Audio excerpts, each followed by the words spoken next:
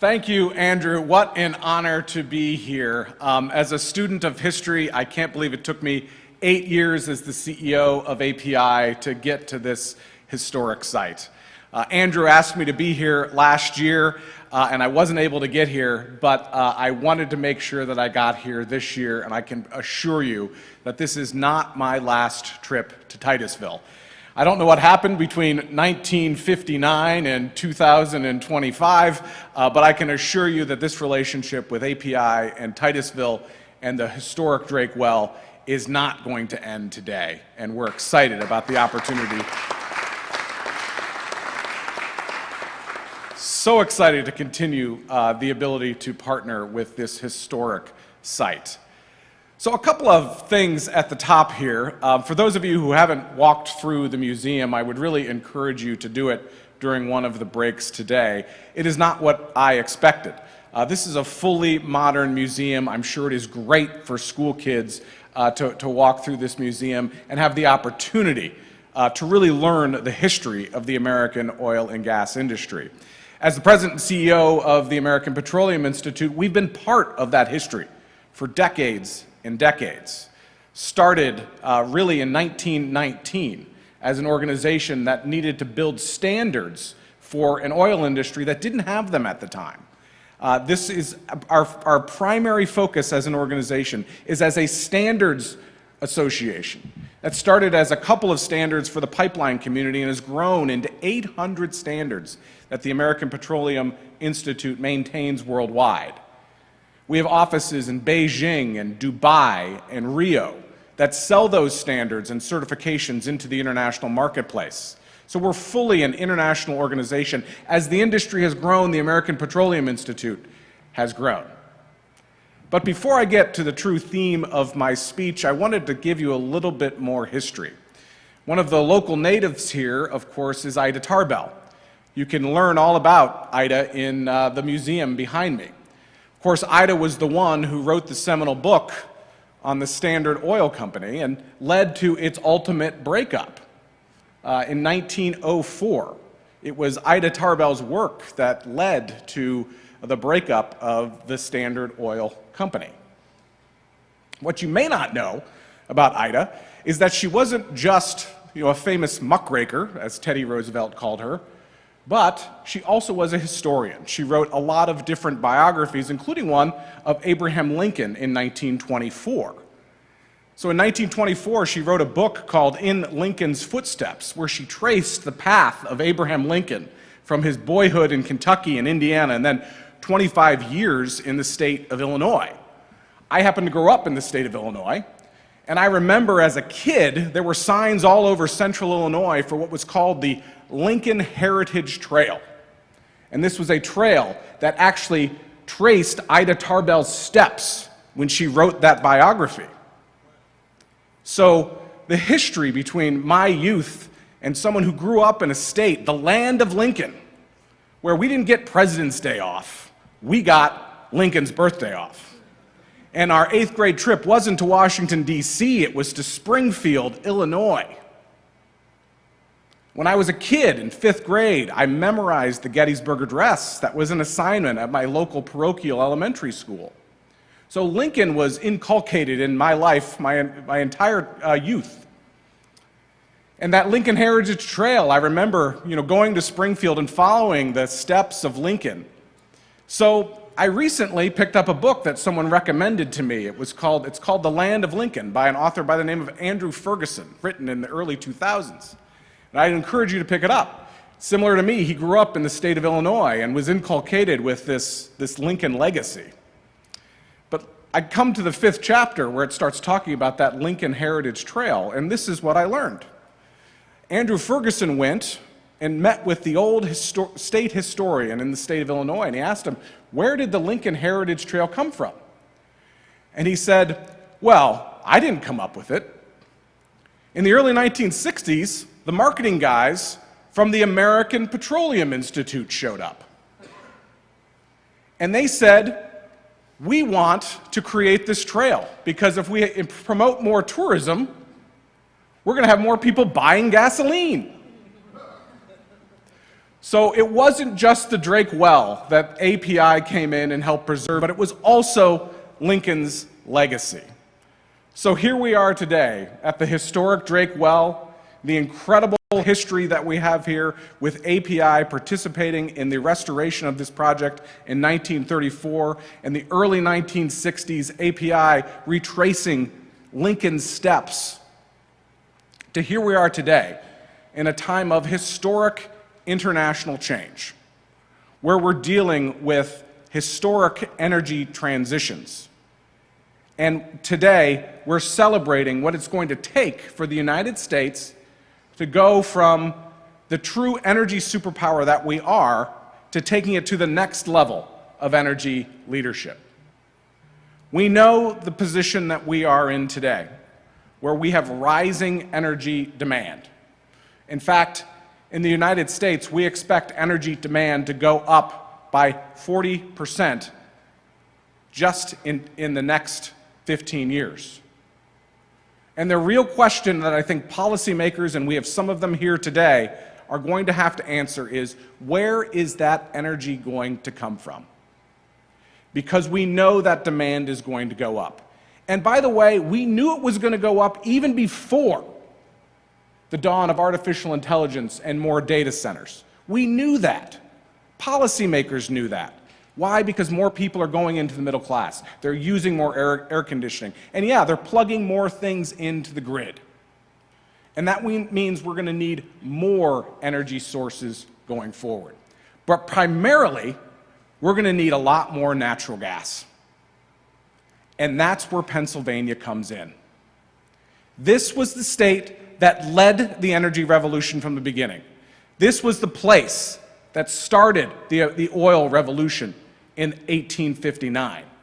And then that revolution has continued.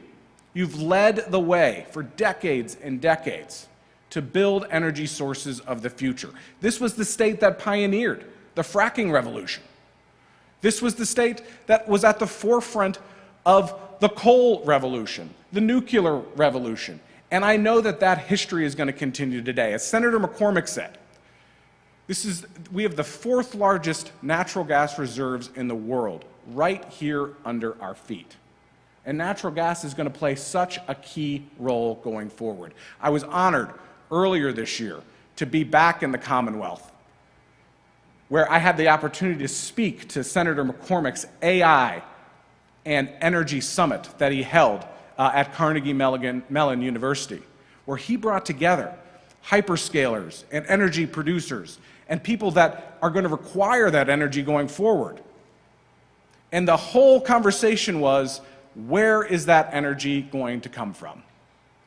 So that's what this energy revolution is all about, and why Pennsylvania is going to play a key role going forward. The world consumes 100 million barrels of oil every single day. Think about that for a minute. The world consumes 100 million barrels of oil every single day. And we've talked a lot about energy transitions, but we actually had an experiment in this just a few short years ago during the pandemic. So think about the position that we were in then, where everyone was staying home from school. No one was going to work in the Western world. Guess what the number was then?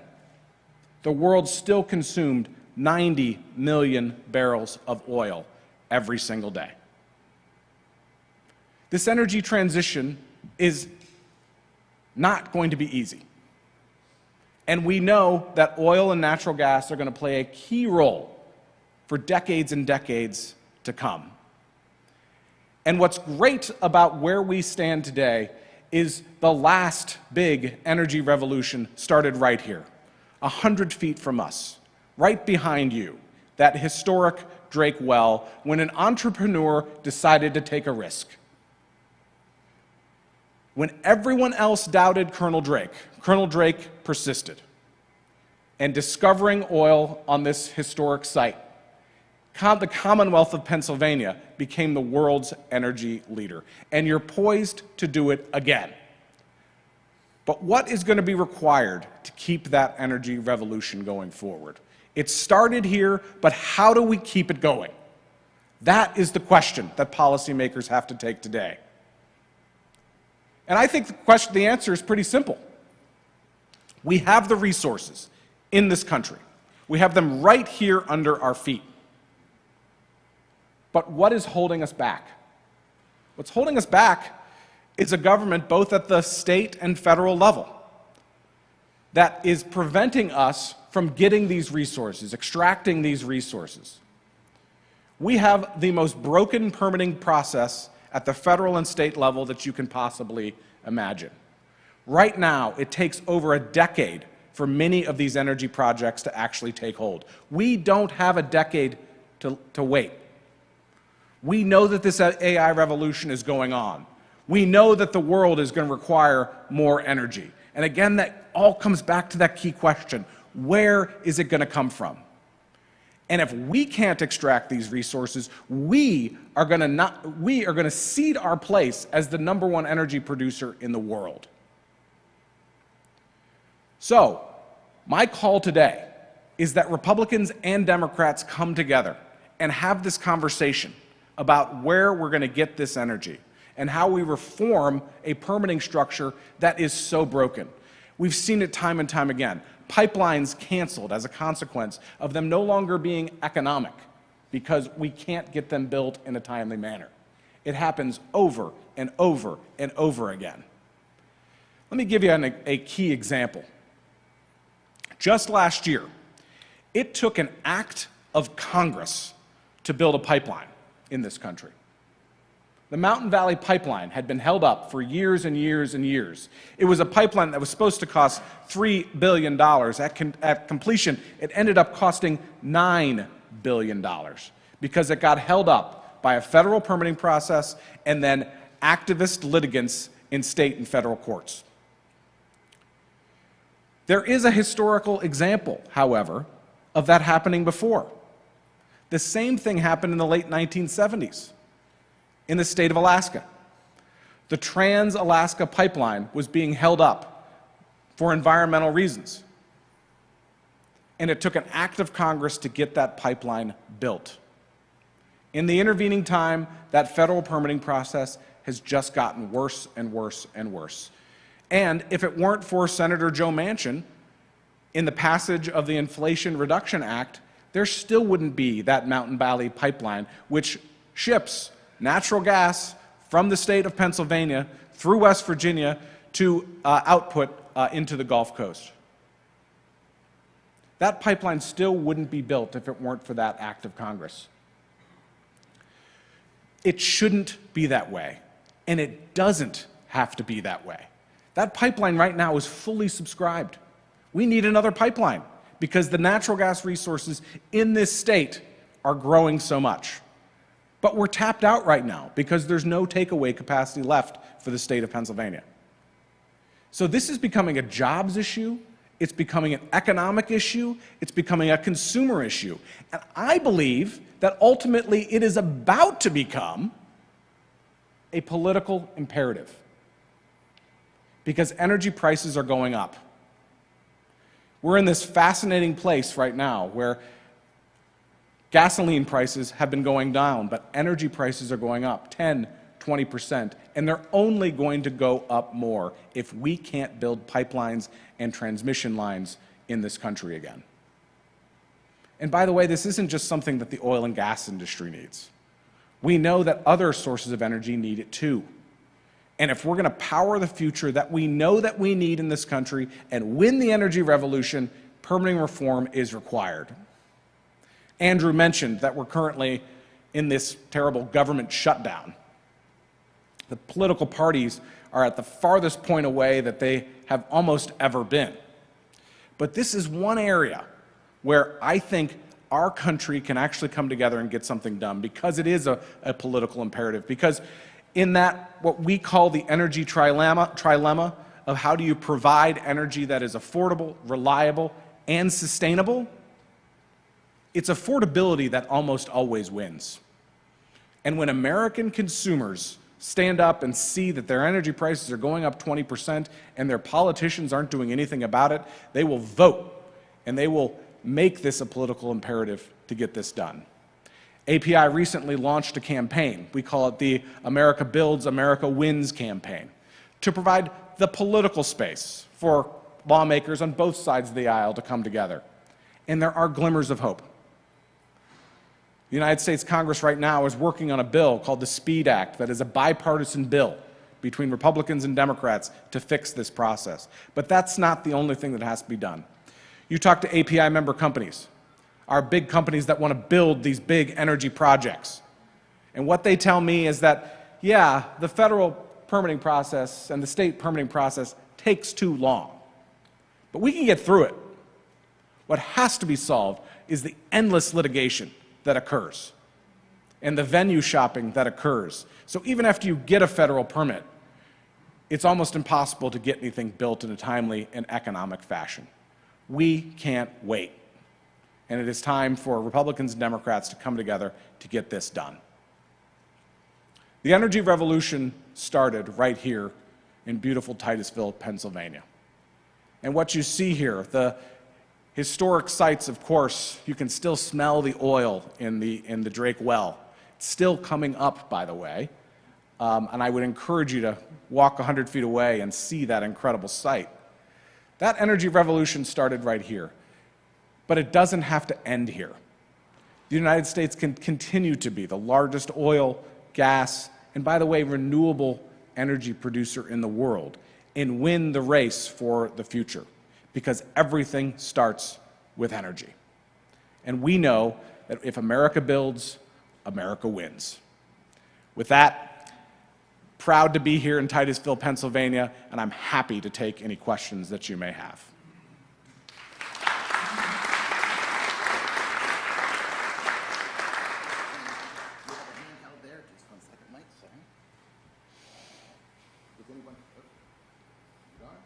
Hello? Oh. Does anyone have any questions? Sid, why am I not surprised? First of all, thank you very much. I agree wholeheartedly with you and my support. It seems there's a bit of a conundrum now, if you will, in the sense that we would like to see a low price for gasoline and diesel and natural gas for electricity and home heating, cooking. So consumers want a low price, but the industry needs a price adequate to give them margins to support development and to keep finding 100 million barrels a day of new oil year after year, and to do research and to pay for environmental things that we all want to see kept. So how does one handle that conundrum? And certainly the president's faced with that right now, and I'm sure you're faced with that too. So what do you say about this conundrum on price? Absolutely, and great question. This is what I'll say, first of all. This is an industry that, as you can tell from the museum behind me, we're very used to the booms and busts of the commodity cycle. Prices go up, prices go down.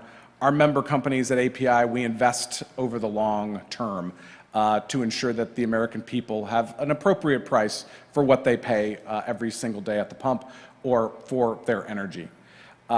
And I'll say that I went through a pretty historic bust during the COVID pandemic when oil prices actually went negative for a short while at negative $39 a barrel. We all should have bought then, by the way. So that was a period, of course a historic period, and as the museum gets updated, I'm sure that will be highlighted as well. But that was a period where the industry was not very well capitalized. And there had been a lot of capital that flowed into, we were not returning money to investors as the industry should have. And the industry, just like nobody else was prepared for a global pandemic, the industry wasn't prepared for a global pandemic. Now this industry is very well capitalized. And is ready for what looks like another downturn in prices, mainly as a consequence of OPEC producing more barrels and putting them in the market. So the industry is resilient. The industry will continue to produce. What's amazing is we are now producing more oil in this country, more natural gas in this country than any country has in the history of humanity. But the real question is, are we going to be able to continue to explore and find new resources? Because if you listen to the scholars on this, the Permian Basin, which is the #1 producer in the United States right now, this is the area in Texas and New Mexico. If you listen to the scholars, they think that production is peaking or will peak in the Permian Basin sometime in the late 2020s. For what it's worth, I don't believe that. But that's what many of the scholars suggest. But if that is true, we need to be looking for other places to find these resources in the United States. So that's why increased leasing in the Gulf of America is very important, which President Trump has put back online. So there's a boom in the amount of exploration in the Gulf of America right now, and we expect that there are going to be 30 lease sales just in the next 10 years to produce more oil and natural gas from the Gulf of America. You're seeing people return to Alaska. That Trans-Alaska pipeline that I mentioned earlier is not operating at full capacity. We could be developing more in the state of Alaska and in many, many other places. But we have to be able to have access to these resources. So Gulf of America, more lease sales on federal lands, returning to Alaska, more development in the Gulf of America. That is what's going to provide the resources that we're going to require if we're going to continue to be the world energy superpower. Great. Brenda. Hi, good morning. Brenda Schaefer from the U.S. Naval Postgraduate School. So several times during your presentation, you mentioned the phrase energy transition. But actually, there's zero evidence that we're replacing fossil fuels with today's generation of renewable energy. And in fact, if you look at the latest report of the Energy Institute, one of the most reliable sources of energy data, they estimate today that fossil fuels supply 87% of global energy consumption, meaning from their estimate in 2023 was 81.6, so meaning an incredible increase due to their more sort of reliable assessments about the role of fossil fuels. Is there any reason we should continue sort of, in a sense, misleading our public about this idea that we're on the eve of a transition to today's generation of renewable energies, and also misleading investors about these trends? Brenda, I completely agree. I think actually we are transitioning from the energy transition. Let's put this into perspective. That the last time a so-called energy transition occurred was the 1960s, when we started using more oil and gas than we did coal. So we were transitioning from coal to oil and natural gas about in the 1960s time period.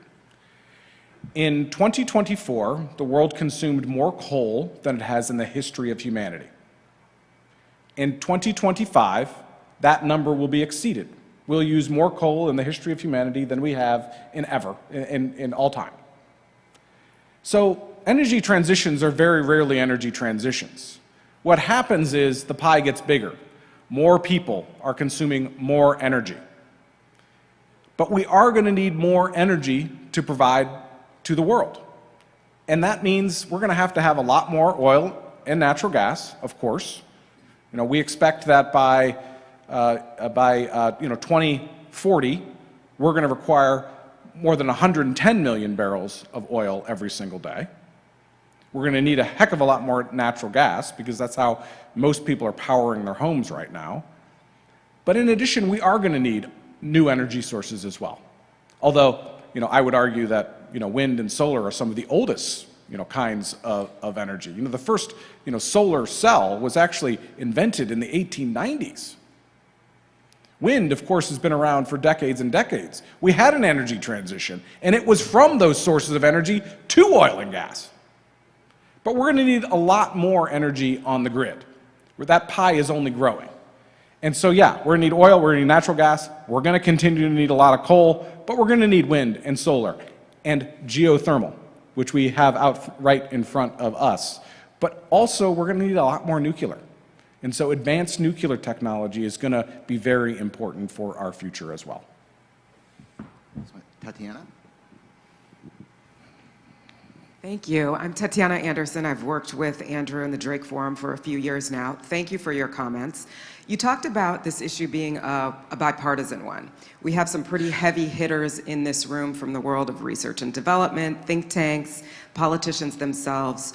What would you say to all of us in this room about what we can do personally to address the bipartisan issue, to bring people together, to really, I guess, do everything you're saying about creating an energy revolution that's actually moving forward?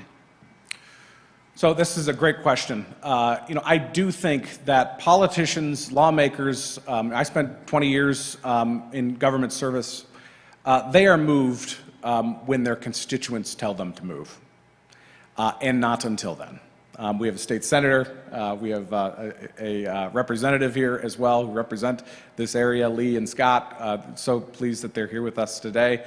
They can speak to this, that when their constituents call, when their constituents write, they move. And I'm telling you, we are at this cusp, that as prices continue to rise because of more demand on the grid, this is going to be a political imperative for lawmakers.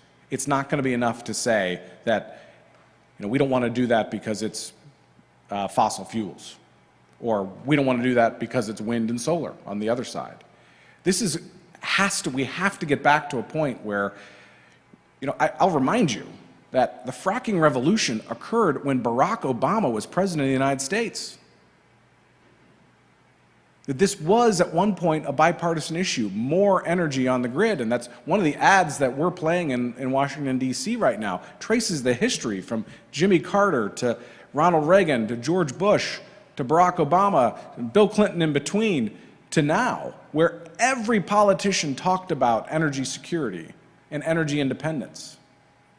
This has historically been a bipartisan issue. So I'm hopeful that as it's everyone in this audience that has it in their power to do this, call your congressman, get involved. Go to API's website that is called permittingreformnow.org and join this revolution where we're actually going to be able to convince people that this is a political imperative to get it done. Because it doesn't just mean the country's economic future, but it means consumers' ability to continue to pay for these resources.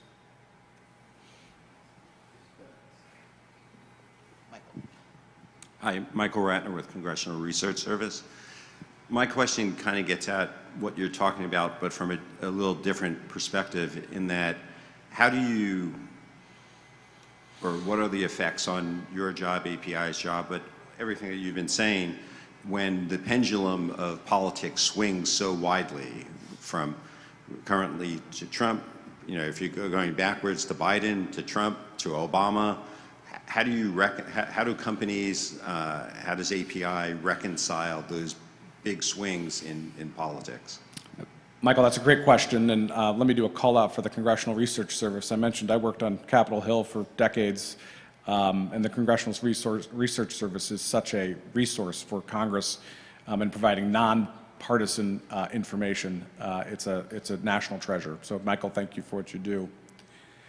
Darren Woods, right after the election, Darren is the CEO of ExxonMobil, made the point that this industry does not invest over 4-year cycles. We invest over the long term. So part of my job at API is to pendulum-proof the American oil and gas industry, no matter who the President of the United States is. So we work with both political parties. I had the opportunity to meet, almost on an annual basis with John Podesta, who spoke to this forum just last year. John Podesta was a voice of reason within the Biden administration. We have great working relationships, across the aisle, Republicans and Democrats who care about these issues. And the most important word in the American Petroleum Institute is institute. We are meant to be a research body, a provider of data to lawmakers and to others who seek to learn more about this incredible, energy industry. So it is a challenge because you're right. The pendulum does seem to be swinging wider and wider, and my challenge as the CEO of API is to not get hit by that pendulum every 4 years. I will say that the extreme swing from Biden to Trump has been something to behold. I mean, if you think about what we were going through with President Biden, where they were canceling lease sales in the Gulf of America, they were holding up leases on federal lands, they put in place the LNG pause for exporting liquefied natural gas. I don't think, because I think even Democratic politicians now confirm that they swung way too far towards that so-called energy transition. And now you even see people like the governor of California, Governor Newsom, who just signed into law a bill that will allow for more leases in Kern County, California, which is one of the most prolific oil fields in the world, that we're going to have more drilling in the state of California because he recognizes that they've gone too far. So I think what you're probably seeing right now is that swing in the opposite direction where President Trump is canceling wind projects and solar projects all over the country. I actually think now that we've seen these two extremes, that there is room in the middle for us to develop this bipartisan approach to energy because of energy demand going up and prices going up, and everyone recognizes that we have to get back to an all-of-the-above energy policy.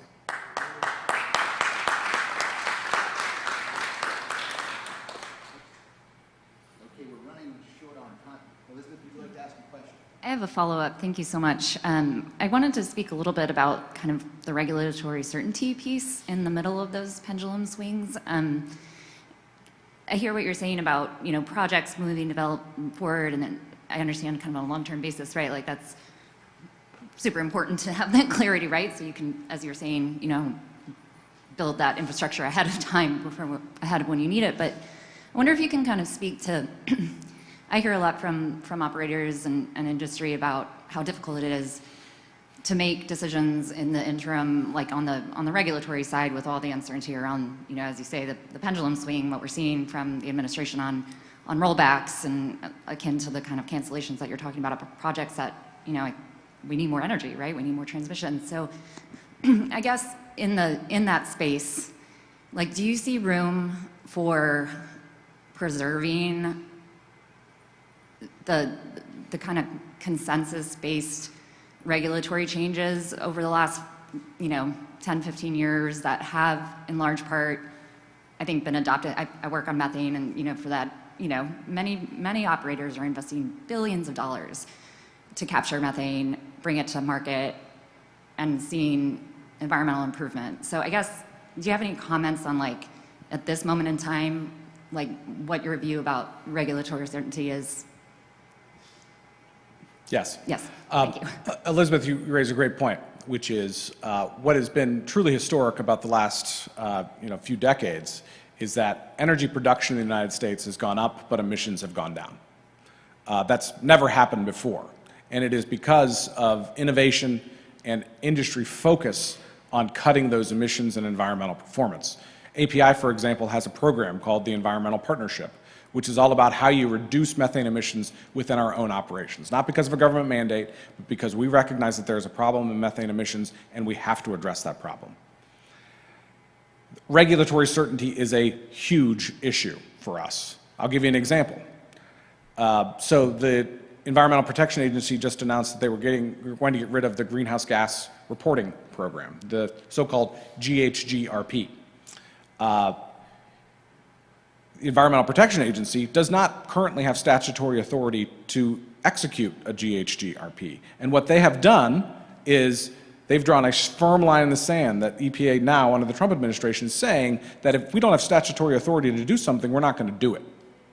So my industry, the American oil and gas industry, wants to continue to report on emissions.